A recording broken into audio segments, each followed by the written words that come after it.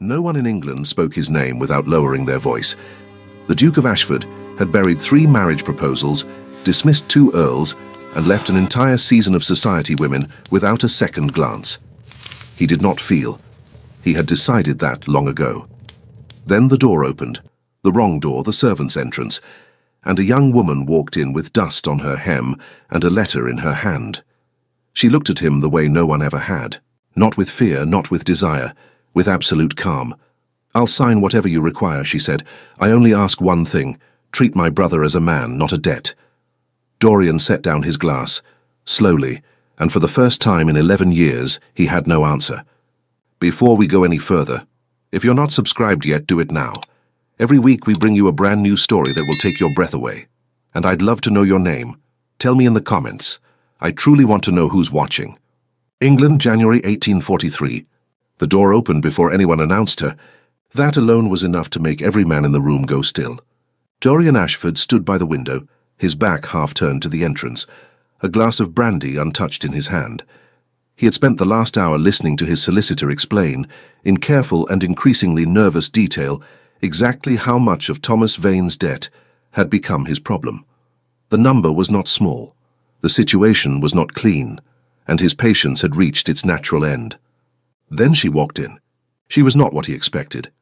Not that he had expected anyone. The meeting was private, the address known only to 3 people, and she was not one of them. She wore a dark wool coat, slightly damp at the hem. Her hair was pinned back with the kind of precision that takes effort to maintain. And her eyes, grey, steady, entirely too direct, moved across the room until they found him. She adjusted her gloves once. Then she stepped forward. "I know I wasn't invited," Iris said, "but my brother is not well enough to be here himself, so I came instead." The solicitor started to speak. Dorian raised one hand and the man went quiet. "Miss Vane." His voice carried no particular emotion. "This is not a conversation for you." "With respect, Your Grace, it became my conversation the moment my brother's name was written on that document." She reached into her coat and placed a folded letter on the table between them. She did not slide it toward him. She did not explain it. She simply set it down and waited. Dorian looked at the letter, then at her. Outside, the wind pushed against the glass. The fire in the grate crackled once and settled. His solicitor had stopped breathing, or so it seemed. "I'll sign whatever you require," Iris said. Her voice did not waver. "I only ask one thing. Treat my brother as a man, not a debt." The silence that followed was not the silence of refusal. It was something else entirely, the kind that fills a room when something unexpected has shifted the air. Dorian set his glass down on the mantelpiece, slowly. His eyes stayed on her face longer than they should have. She did not look away. For the first time in 11 years, he had no immediate answer. "Before we go any further." The solicitor cleared his throat. Dorian ignored him. He crossed the room in 4 measured steps and picked up the letter. He did not open it. He simply held it, his thumb pressed against the fold, and studied the woman standing across from him with an expression that gave nothing away. Nothing except perhaps the faintest trace of something he would have denied if asked. "You understand what you're proposing," he said. It was not a question. "Completely." "And your brother, does he know you're here?" Something crossed her face, brief, controlled, gone before he could name it. "He knows someone came," she said. Dorian held her gaze for a long moment. Then he walked back to the window, the letter still in his hand, and looked out at the grey January street below. A carriage passed. 2 women hurried along the pavement, heads bent against the cold. Ordinary life moving at its ordinary pace, entirely indifferent to what was happening in this room. "Come back tomorrow," he said finally. "Alone, 9 o'clock. Iris reached for her gloves on the table. She had removed them without realizing sometime during the exchange, and put them back on with deliberate calm. "I'll be here at 8, she said. She left before he could respond. Dorian stood at the window and listened to her footsteps fade down the corridor. His solicitor said something. He didn't hear it. His thumb moved slowly along the fold of the letter, still unopened, and his jaw tightened once before he caught himself. He had dismissed earls for less, and yet... She said 8, he had said 9, and when morning came, only one of them would be proven right about what that difference meant. The following morning. She was there at 8. Dorian knew before his butler said a word. He heard the front door, heard the brief exchange of voices in the entrance hall, and felt something in his chest do what he refused to name. He set down his coffee, stood, moved to his desk, and sat behind it, because a desk was a reasonable thing to put between himself and whatever that feeling was. When Iris walked in, she wore the same dark coat, different gloves, cream this time against the cold. She looked rested in a way that suggested she had not slept particularly well, but would not say so. She took the chair across from him without being invited, and folded her hands in her lap. "You're early," he said. "So you said 9, she replied. "I said 8, I was here first." He looked at her for a moment. Then he opened the letter. The contents were not a surprise. Not exactly. Thomas Vane owed him £4,000 accumulated over 18 months through a series of decisions that ranged from unwise to catastrophic. The letter, however, was not about the debt. It was written in a hand that shook slightly at the edges, and it said in plain and dignified language that Thomas Vane was ill, that he had been ill for some time, that his sister did not know the full extent of it, and that he was asking not for forgiveness, not for charity, only for time. Dorian read it twice, then he placed it face down on the desk. "Your brother wrote this 3 weeks ago," he said. "Yes, before he sent you here." "He didn't send me." Her voice was even. "He wouldn't have. That's why I came on my own." Dorian leaned back in his chair and studied her, with the kind of attention he usually reserved for documents he didn't yet trust. She met it without discomfort. He had the distinct impression she had been looked at with suspicion before, and had long since decided it was other people's problem. Outside, snow had begun to fall, fine and unhurried, the kind that settles without announcing itself. Dorian watched a thin layer form on the windowsill and thought, without meaning to, about another January, 11 years ago, a different house, a different woman standing across from him with a letter in her hand. That woman had smiled when she delivered her news. She had seemed almost relieved. He had not thought about that smile in years. He thought about it now, briefly and without welcome, before he pulled himself back to the room. "What exactly are you proposing, Miss Vane?" Iris straightened slightly. Not from nerves, from precision. She had prepared this answer.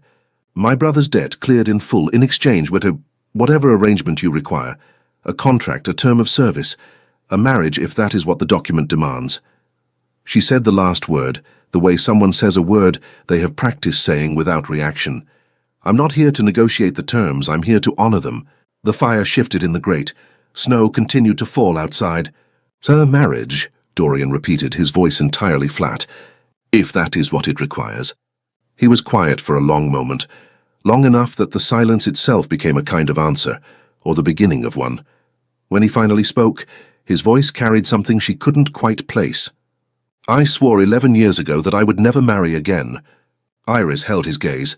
She did not flinch, did not soften, did not offer the sympathy most people would have reached for automatically. "I'm not asking you to love me, Your Grace," she said. "I'm asking you to sign a document." Something shifted behind his eyes, so small she almost missed it. A crack in the surface, hairline thin there and gone. He stood and walked to the window. The snow had thickened. Below, a servant crossed the courtyard with his head down, breath rising in small white clouds. Ordinary, unremarkable. Nothing like what was happening in this room. "Come back in 2 days," Dorian said, his back to her. "I'll have an answer." Iris rose from her chair. She picked up her gloves from the arm of it. She had removed them again without noticing, and took her time putting them back on. "I'll be here in 1, she said quietly. She walked to the door, stopped with her hand on the frame. "The woman," she said without turning. "The one from 11 years ago, whatever she did. I'm sorry it still lives in this room with you." She left. Dorian stood at the window for a long time after her footsteps faded. The snow fell without sound. His hand pressed flat against the cold glass, and he stared at nothing in particular, while somewhere beneath the composure he had spent 11 years building, something shifted, quietly, without permission. He had not told her about a woman. She had named something he never said out loud, and when she came back the next day, he would have to decide what that meant. The next day, 8 o'clock, she was already inside when he came downstairs. Not in the study, in the entrance hall, speaking quietly with his housekeeper, Mrs. Crane, about something that made the older woman laugh. A real laugh, unguarded, the kind Dorian had not heard from her in some time. When Iris noticed him on the stairs, she simply turned and waited. Mrs. Crane composed herself and disappeared. "You're punctual," he said. "You're surprised," she replied. He said nothing to that, which she seemed to take as confirmation. The document was ready. His solicitor had drawn it up the previous evening, clean, precise, legally binding, a marriage in name, a term of 12 months, after which both parties would be free to pursue a quiet annulment on grounds of incompatibility. Thomas Vane's debt cleared the morning of the ceremony. No expectations beyond basic civility, no obligations beyond appearance at 2 social events per season. Iris read every line twice. She asked 3 questions, about the timeline, about her brother's access to medical care, about what happened if he died before the 12 months ended. Each question was specific. None of them were about herself. Dorian watched her read and felt something he hadn't expected, something close to respect. Not the polite kind, the kind that arrives without invitation and refuses to leave quietly. "It's fair," she said finally. "I didn't design it to be unfair." She looked up at him. "Most people in your position would have." He had no answer for that either. They signed. The solicitor witnessed. And just like that, without ceremony or sentiment, Iris Vane became the Duchess of Ashford, at least on paper, at least for now. The arrangement began simply enough. She took the east wing. He kept the west. Meals were separate unless guests required otherwise. She had access to the library, the garden, and the morning room. He asked only that she not enter his study without knocking. She knocked every time, he noticed. What he hadn't anticipated was how thoroughly she moved through a house without disturbing it. Most people, guests, staff, even his solicitor, carried a kind of noise with them. Not sound exactly, but presence. The awareness of being watched, of performing, of occupying space with intention. Iris occupied space the way weather did, simply there, undemanding, impossible to ignore. He found her in the library on the 3rd evening. She sat near the window with a book open in her lap, her legs tucked beneath her in a way that was entirely inappropriate for a duchess and entirely natural for a woman who had forgotten for a moment that anyone might see her. The lamp beside her cast a warm circle of light. Snow fell outside the window behind her. He almost left without speaking. "There's a gap on the 3rd shelf," she said without looking up, "between Fielding and Gibbon. Something was removed recently. The dust pattern is different." Dorian stopped. "My wife's copy of Burney, I had it moved." "Your first wife?" "Yes." She turned a page. "You don't have to explain." "I wasn't explaining." "I know," she said quietly. "That's why I said it." He stood in the doorway a moment longer than he intended, watching the lamplight shift across her profile. Then he crossed to the far shelf, retrieved the book he had come for, and left. He was halfway down the corridor before he realized he hadn't needed that book at all. The days settled into a rhythm neither of them designed. Breakfast at separate hours, afternoons that occasionally overlapped, her in the garden despite the cold, him passing through on his way to the stables, both acknowledging each other with the particular economy of 2 people who have agreed without saying so, not to perform for one another. She asked him once about the east garden wall, which had partially collapsed sometime in autumn and hadn't been repaired. He told her the groundskeeper had been ill. She nodded and said nothing else. The following morning, he looked out his window and saw her in conversation with 2 of the estate workers, pointing at the wall with quiet authority. By afternoon, the repairs had begun. He didn't mention it at dinner. They dined together that evening because a neighbor had called unexpectedly, and appearances required it. But once the neighbor left and the table was cleared, he looked at her across the candlelight and said, "You didn't have to do that. The wall needed fixing," she said simply. "This house isn't your responsibility." Iris set down her glass. She looked at him with that steady grey gaze that had unsettled him from the first moment in his study. "For 12 months," she said, "it is." The candle between them flickered once. Neither of them moved. Outside, the wind pushed at the windows. The fire held. And Dorian looked at the woman across the table. This woman who had walked in uninvited, signed a contract without flinching, fixed his garden wall without being asked, and felt the particular discomfort of someone who has been seen more clearly than they intended. He reached for his glass. She picked up her book. The silence between them was not empty. It hadn't been empty for some time. That night, Dorian stood at his desk and opened the bottom drawer. the one he hadn't opened in 11 years. Inside, beneath a folded letter he never finished reading, was a small portrait. He closed the drawer before he looked at it, but his hand stayed on the handle for a long moment, and he didn't understand why until he did. 3 weeks later, he started noticing small things. The way she held her coffee cup with both hands on cold mornings, as though warmth was something to be held on to deliberately. The way she paused before answering a question she found interesting, not from uncertainty, but from the habit of thinking before speaking, which he had encountered so rarely in his life that it still caught him off guard. The way she never asked about the portrait in the drawing room, the one everyone asked about, and yet stood before it once for a long moment, and then moved on without a word. He told himself it was simply the nature of close quarters. 11 rooms or 2, you learned the patterns of whoever shared your walls. It meant nothing. He almost believed it. The shift came on a Thursday, during a storm that arrived without warning, and left the road to the village impassable by mid-afternoon. Dorian had a meeting cancelled, 2 letters unanswered, and no reasonable excuse to leave the house. Iris had apparently decided the same. He found her at the long table in the library with papers spread around her, working through what appeared to be his estate accounts. He stopped in the doorway. "Those are private," he said. She looked up without guilt. "Mrs. Crane asked me to review them. The household budget hasn't been properly balanced since October. There are 3 duplicate payments to the coal supplier and an invoice missing from the farrier." She turned 1 page toward him. "I flagged them." He crossed the room and looked at the page. She was right, all of it. He pulled out the chair across from her and sat down. They worked in silence for an hour, him on correspondence, her on the accounts, with the storm pressing against the windows and the fire doing what fires do in old houses on bad afternoons. At some point Mrs. Crane brought tea.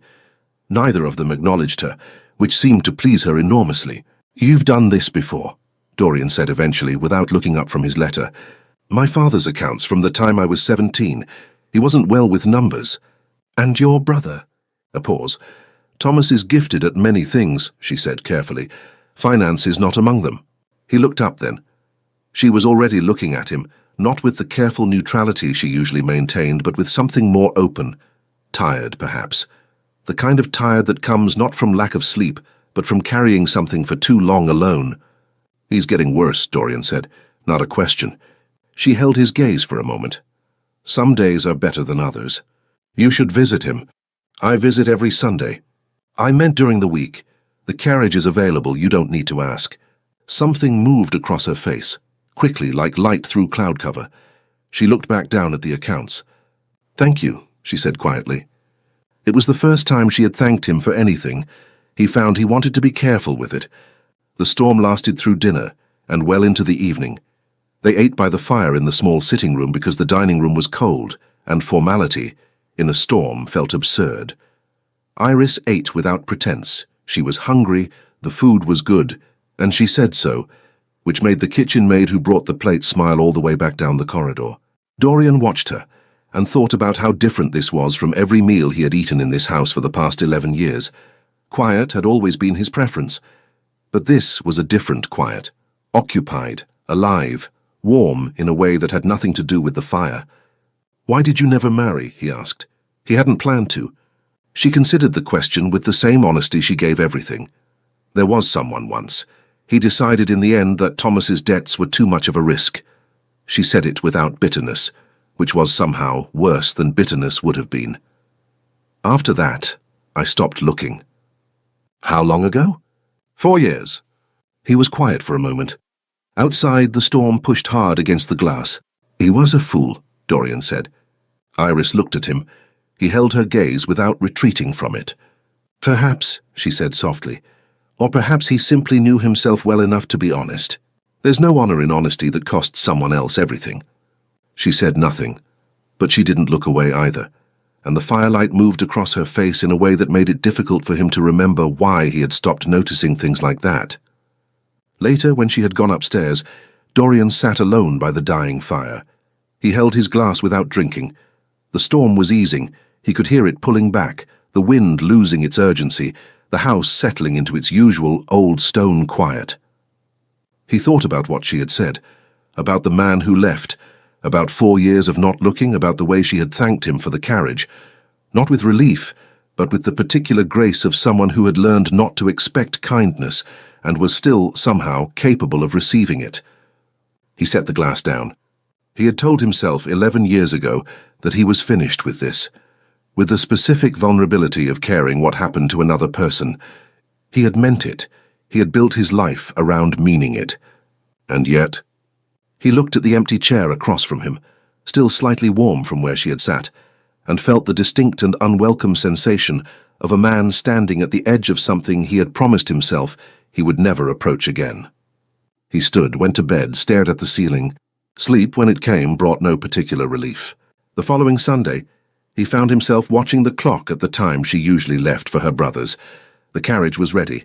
She hadn't come down. And when he passed the morning room and saw her sitting very still with a letter open in her hands, he stopped. Because the expression on her face was one he recognized. He had worn it himself once, a long time ago. And it meant only one thing. That same Sunday morning, he knocked once. She didn't answer. Dorian opened the door anyway, which he had never done before, and found her exactly as he had seen through the gap, seated by the window, the letter open in her lap, her hands very still. The kind of stillness that isn't calm, the kind that comes after. Iris. She looked up. Her eyes were dry. That somehow was worse. Thomas won't be receiving visitors today, she said. Her voice was even, practiced. The doctor says he needs rest. What does the letter say? A pause. She folded it with care, the way you fold something you intend to read again many times alone. That he is comfortable, she said. That the staff is attentive, that I shouldn't worry. And? She looked at him for a long moment. Outside, a carriage passed on the street below, its wheels loud against the frozen ground and then gone. And that he wanted me to know before I heard it elsewhere. She set the letter on the table beside her, face down. He's not going to recover, Dorian. It was the first time she had used his name. Neither of them acknowledged it, but the air in the room shifted slightly, irrevocably, the way air does when something true has been said out loud for the first time. He didn't leave. He wasn't sure why. He had no particular talent for comfort, had avoided it deliberately for years, had built his entire existence around the principle that other people's grief was theirs to carry. But he crossed the room and sat in the chair nearest her, and said nothing and stayed. She didn't cry. She looked out the window at the grey January street and was quiet for a long time, and he sat beside her and let the silence be what it needed to be. After a while she said, "He knew when he sent me here. He knew he was running out of time and he wanted the debt settled before—" She stopped, started again. "He didn't tell me how serious it was. He let me believe it was manageable. He was protecting you. He was deciding for me." Her voice didn't rise. It sharpened briefly and then softened again. "I would have come anyway. I just would have come knowing." Dorian was quiet for a moment. Something about the way she said it, "I would have come anyway," landed somewhere he hadn't expected. "My first wife," he said. Iris turned her head slowly. "She was ill when we married. I didn't know. She didn't tell me until after the ceremony. She thought I wouldn't agree if I knew." He looked at his hands. She was probably right. I was 27 and entirely unprepared for what love actually costs. A pause. She died 14 months later, and I spent the years after that deciding it was the not knowing that broke me, that if she had simply told me the truth— He stopped. Iris waited. "I think," he said slowly, "I was wrong about that." The fire shifted in the grate. Snow had begun again outside, light, indifferent, settling on the window ledge without sound. "What were you wrong about?" she asked quietly. "It wasn't the not knowing." He looked at her. "It was the losing. I confused the two for 11 years because one of them I could have prevented and one of them I couldn't. It was easier to be angry at the secret." Iris held his gaze. Something in her expression had changed, opened fractionally in the way a door opens when the latch is finally released after long resistance. "Her name," she said softly. "What was her name?" "Catherine." She nodded once, as though the name deserved to exist in the room, to be spoken aloud, to be given its weight. "She sounds," Iris said, "like someone who loved you very much and made a very human mistake." Dorian said nothing, but his jaw tightened once and his eyes moved to the window, and for a long moment he simply breathed, which was, she understood, the most honest thing he was capable of just then. They stayed in the morning room for another hour. At some point, Mrs. Crane brought tea without being asked. At some point, the snow stopped. The letter sat face down on the table between them, and neither of them touched it, and the silence that had once been careful and managed was now something else entirely, open, inhabited, warm in a way that neither of them had planned for. When Iris finally stood to go upstairs, she paused at the door. "Dorian." He looked up. "Thank you for staying." He nodded once she left. He sat alone with the cold tea and the dying fire, and looked at the chair where she had been and understood, with the particular clarity of a man who has spent 11 years avoiding exactly this, that he was in a great deal of trouble. That evening he went to his desk and opened the bottom drawer. He took out the folded letter, the one he had never finished reading, the one Catherine had left for him, the one he had buried under 11 years of deliberate silence. He sat for a long time with it in his hands. Then he opened it. It was short, 4 sentences. The last one read, "I hope one day you let someone in again, not for my sake, for yours. You were never meant to live in an empty house." He folded it carefully and placed it on top of the desk, instead of back in the drawer, and sat with that for a very long time. He had spent 11 years angry at a secret. Now the secret was gone, and what remained was something far more difficult to ignore. 2 days later, a visitor arrived at Ashford House unannounced, and everything Iris had carefully kept to herself walked through the front door with him. 2 days later, the man's name was Lord Harwick. He arrived at 10:30 without a card, without an appointment, and with the particular confidence of someone accustomed to doors opening before he knocked. Dorian was in the stables when the butler found him. By the time he reached the entrance hall, Harwick was already inside, standing with his hat in his hands, looking around the house with the slow, deliberate attention of a man calculating its value. Iris stood at the foot of the stairs. She had gone very still in the way Dorian had come to recognize, not fear, not retreat, but the absolute composure of someone containing something large and keeping it contained through sheer will. Her hands were at her sides, no gloves. "Lord Harwick," Dorian said from the doorway. The man turned. He was perhaps 50, well-dressed, with the kind of face that had once been handsome and now wore its age like a grievance. "Ashford," he smiled without warmth. "I hope I haven't called at an inconvenient time." "You have," Dorian said pleasantly. "Come through." In the study, with the door closed, Harwick settled into a chair with the ease of someone who believed all chairs were meant for him. Dorian remained standing. Iris had followed them in, which Harwick noted with a glance and a smile that managed to be condescending without a single word. "I'll be brief," Harwick said. "I was a close associate of the late Mr. Vane, Iris's father. There was an arrangement between our families made some years ago that was never formally dissolved." "What arrangement?" Dorian said. "A betrothal." Harwick's eyes moved to Iris with something that was not quite affection. "Iris and my son, Richard, agreed upon when she was 19. Her father signed the preliminary papers." The room was very quiet. Dorian looked at Iris. Her expression had not changed, which told him everything. "She is my wife," Dorian said. His voice carried no particular heat, it didn't need to.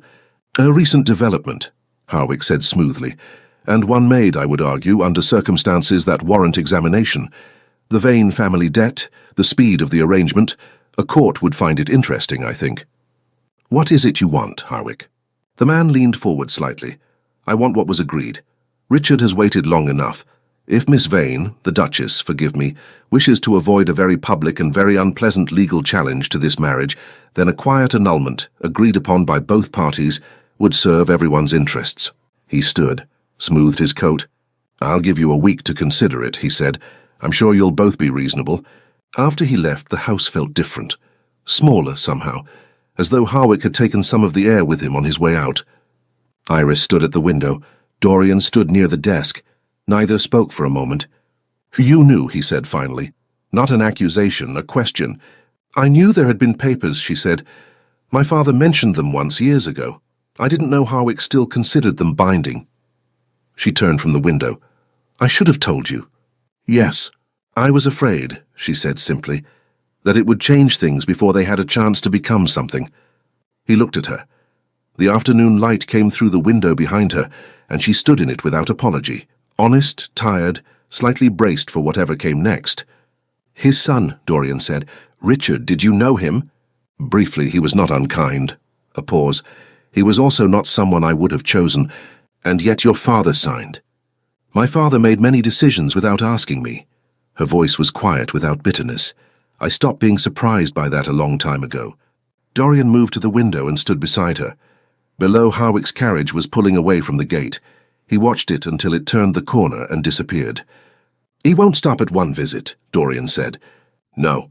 And a legal challenge, even an unsuccessful one, would be damaging. To your brother's situation, to the estate. I know. He was quiet for a moment, then, I have no intention of agreeing to an annulment. Iris turned her head and looked at him. His eyes stayed on the street below. His jaw was set.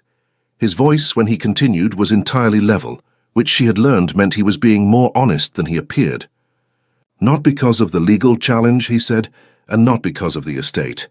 She waited. He didn't finish the sentence. But he turned and looked at her, and the thing he didn't say sat between them, present, undeniable, requiring nothing more than acknowledgement to become real. She held his gaze. Then she did something she hadn't planned. She reached out and placed her hand over his, where it rested on the window ledge. Briefly, deliberately. Then we face him together, she said. He looked down at her hand, then back at her face. Yes, he said quietly. We do. That evening, Dorian wrote 2 letters, one to his solicitor, and one to a man in London who owed him a significant favour. He sealed both and gave them to the night courier without explanation. Then he sat at his desk for a long time, in the silence of the house, and thought about a hand placed over his without hesitation, about grey eyes that had never once looked at him with anything less than full honesty, about what it meant that, for the first time in 11 years, the house did not feel empty. He was still thinking about it when the clock struck midnight. The solicitor's reply arrived 4 days later. What it contained changed the shape of everything, not just Harwick's claim, but something Dorian had believed about himself since the night Catherine died.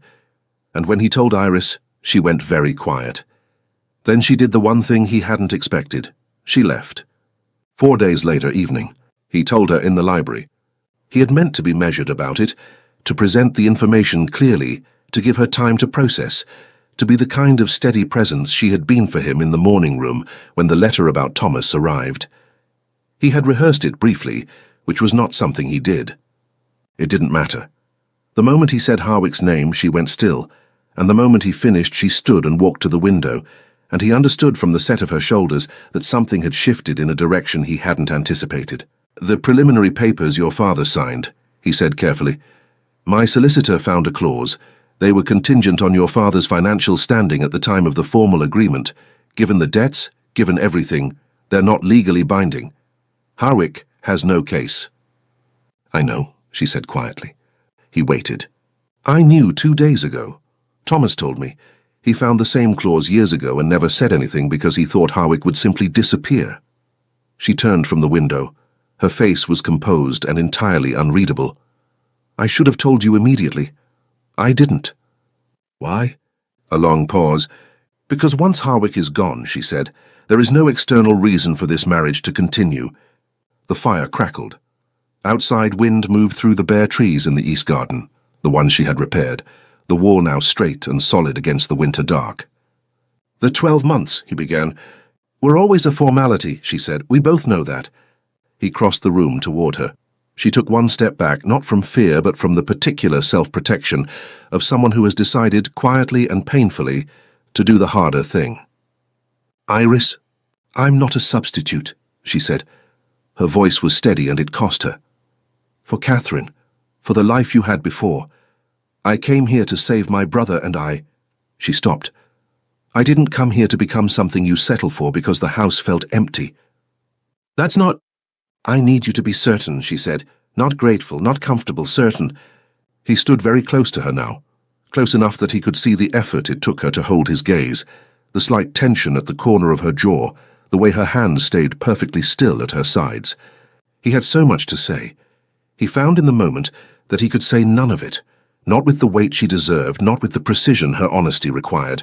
Everything he reached for felt insufficient. So he said nothing. And she, who had learned to read his silences better than most people read words, understood that his nothing was not indifference, but she needed more than silence, and he wasn't ready to give it yet. I think, she said softly. "I need a few days." She went to Thomas. She told Mrs. Crane she would be away for 3 days, took the carriage and left before breakfast. Dorian stood at the window of his study and watched the carriage move down the drive and turn onto the road and disappear behind the tree line, and felt the particular quality of an absence that is different from all previous absences, because you understand for the first time that it matters. The house was quiet. It had always been quiet. It had never felt like this before. The first day he worked, letters, accounts, 2 meetings with his land steward that he got through on discipline alone. He ate alone at the long dining table and noticed, without meaning to, that the room had never felt particularly large until now. The second day he didn't work. He walked the east garden in the cold, hands in his coat pockets, and looked at the repaired wall and thought about a woman who had fixed something that wasn't her responsibility, because for 12 months it was. He thought about grey eyes and folded letters and the specific courage of someone who walks through the wrong door without flinching. He thought about Catherine, not with the old grief, the complicated anger, but with something gentler, something that felt, for the first time, like peace. You were never meant to live in an empty house. He had read those words 100 times in his mind since the night he opened the letter. He was only now understanding them. The third day he went to his desk and wrote. Not a letter to his solicitor, not correspondence. Something he hadn't written in 11 years. Something honest, without strategy, without the careful architecture of a man protecting himself from his own feelings. He wrote until the candle burned low. Then he read it back. Then he called for the carriage. He arrived at Thomas Vane's house at 7:30 in the evening. The butler showed him to the sitting room. He waited. And when Iris appeared in the doorway, coat still on, as though she had just come in from the garden, her hair slightly wind-touched, her eyes careful and tired and entirely herself, he stood up. And for the first time in 11 years, Dorian Ashford had no interest in protecting himself from what he was about to say. That same evening, she didn't sit down.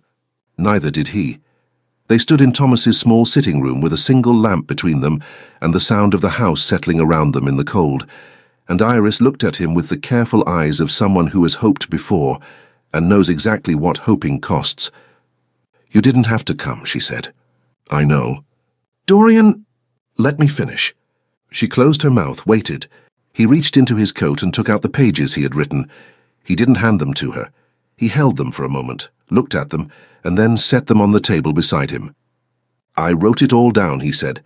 "Everything I wanted to say, I rewrote it 4 times, and then I realized that if I read it to you, I would be hiding behind it. So." He looked at her directly. "I am not grateful," he said.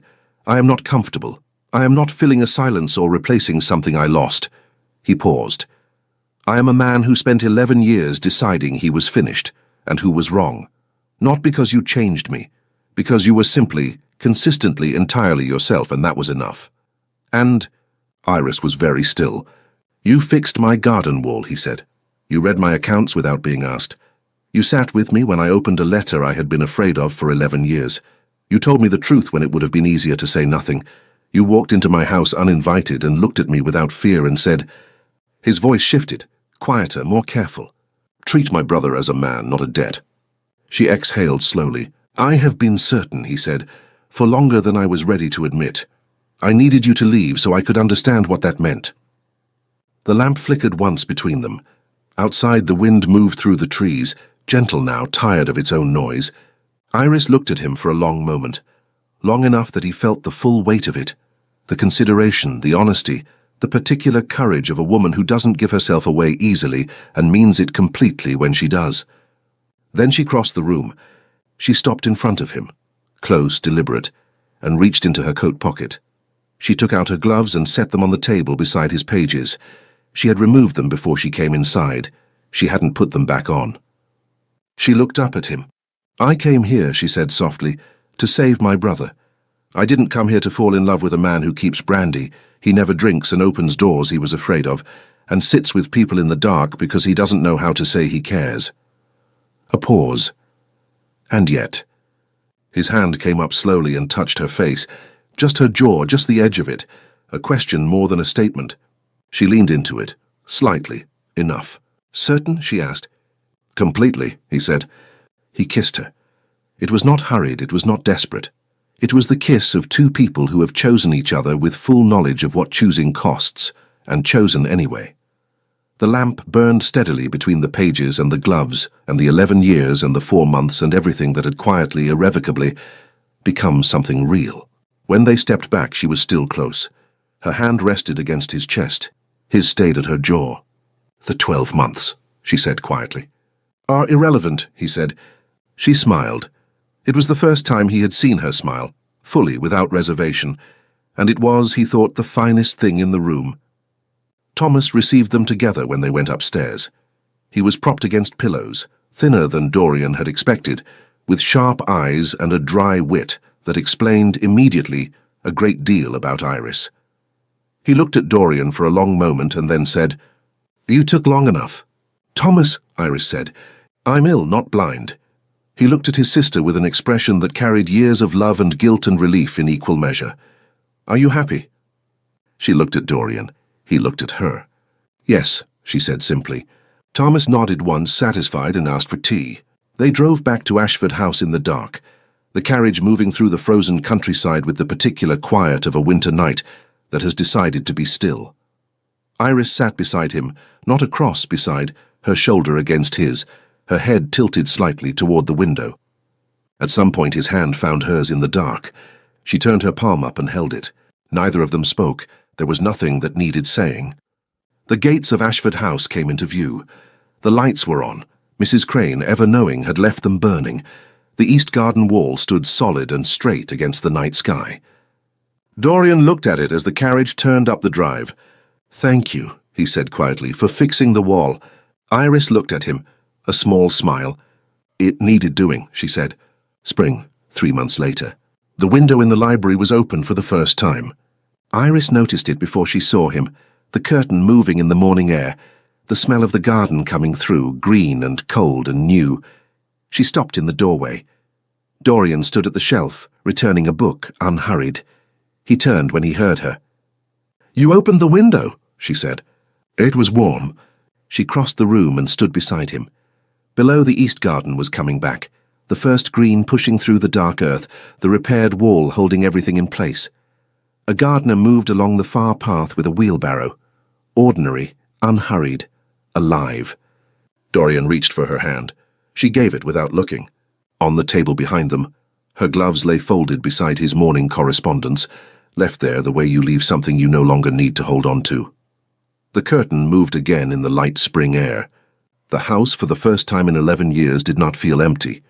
It felt like hers, like his, like something they had built quietly and without plan, from the wreckage of everything that came before. Outside, the garden grew.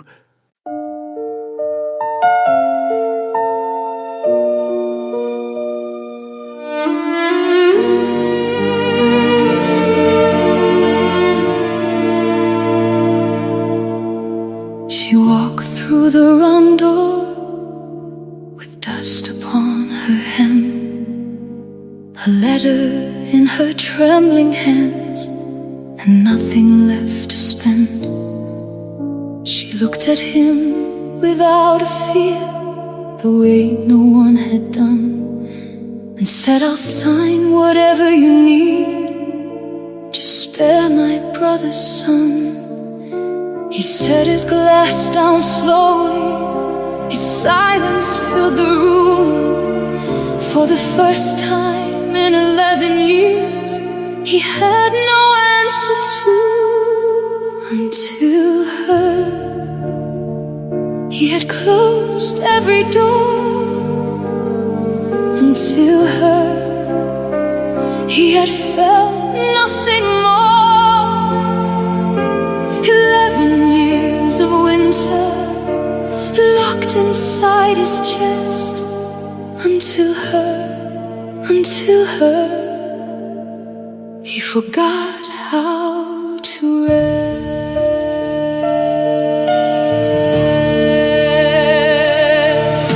She fixed the broken garden wall. She never asked for praise. She sat with him in quiet rooms through cold and endless days. He watched her hold her coffee cup like warmth was something rare. and tried to tell himself it meant nothing, nothing there. But the empty chair still held her heat, the silence held her name, and the house that swore it felt no cold was never quite the same until he had closed every door. Until he had felt nothing more. 11 years of winter locked inside his chest. Until he forgot how to rest. She said, I'm not a substitute for what you had before. I came here just to save my brother, nothing else, nothing more. He drove through frozen countryside with pages in his coat. He set them on the table and said everything she wrote. I am not grateful, I am not afraid. I am a man who was finished until you stayed. Until he had closed every door. Until he had found nothing more. 11 years of winter melted from his chest because of her, because of her. He finally came to rest. She left her gloves upon the table. He opened up the window wide. The garden grew in early spring, and so did something else inside.